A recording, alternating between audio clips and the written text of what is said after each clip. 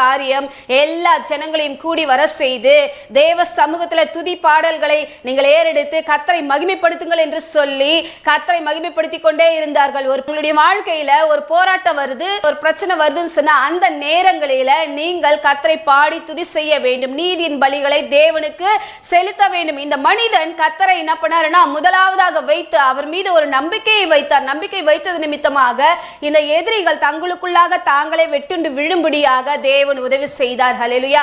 அதற்கு காரணம் இவர்கள் பாடி துதி செய்து ஸ்தோத்திர பலிகளை இட்டு கர்த்தரை மகிமைப்படுத்தினதுனால இவர்களுக்கு விரோதமாக எழும்பி நின்ற அந்த எதிரியை தேவன் மடங்கடிக்கும்படியாக உதவி செய்தார். ஹல்லேலூயா. பிரியமான தேவனுடைய ஜனங்களே, உங்களுக்கு விரோதமாக யார் எழும்பி நின்று உங்களை தோற்கடிக்க நினைச்சாலோ தேவன் உங்களோடு இந்த பெரிய காரியத்தை அவர் செய்ய அவர் வல்லமை உள்ளவராக இருக்கிறார். அதற்கு நீங்கள் செய்ய வேண்டிய ஒரே ஒரு காரியம் கர்த்தரை துதிக்க வேண்டும், ஸ்தோத்திர பலிகளை இட வேண்டும். நம் உதடுகளின் காளைகளாகிய ஸ்தோத்திர பலிகளை தேவனுக்கு இட்டு முதல் தரமான பலிகளை தேவனுக்கு இட்டு மகிமைப்படுத்தும் பொழுது உங்களை தேவன் என்ன பண்ணுவார்? உயர்த்தி வைப்பது நிச்சயம். இந்த எதிரிக்கு முன்பாக இவன் தாழ்ந்து போகாதபடிக்கு இந்த எசேக்கியா ராஜா தேவன் மேல அப்பேற்பட்ட ஒரு நம்பிக்கையை வைத்தாருங்க.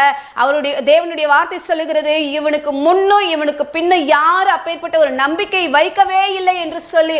ஏன்னா தேவன் இவனோடு கூட இருந்தார். இவர் கர்த்தரை மகிமைப்படுத்தி கொண்டே இருந்தார். அதனால தான் போற இடத்துல எல்லாம் ஒரு வெற்றி. தேவன் என்னோடு வாங்க, என்னை நடத்துங்க, என்னோட ஆண்டவரை நீங்க இருங்கன்னு சொல்லி இந்த எசேக்கியா கர்த்தர் மேல அவர் அவ்வளவு பற்றுதலாக இருந்தார்.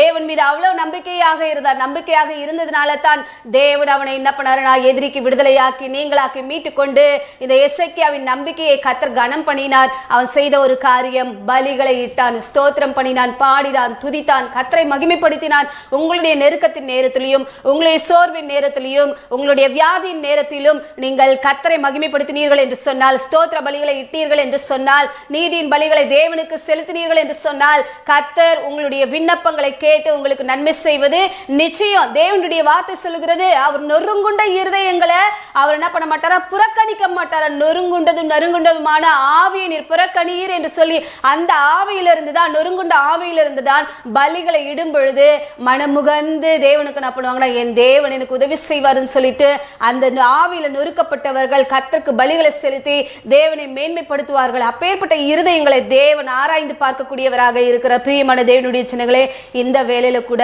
நீங்க துதி ஸ்தோத்திரங்களை தேவனுடைய நாமத்தின் மகிமைக்கு என்று செலுத்தும் பொழுது அதை கர்த்தர் நுகர்ந்து உங்களை ஆசீர்வதிக்க அவர் வல்லமையுள்ளவராக இருக்கிறார். இந்த ஆவி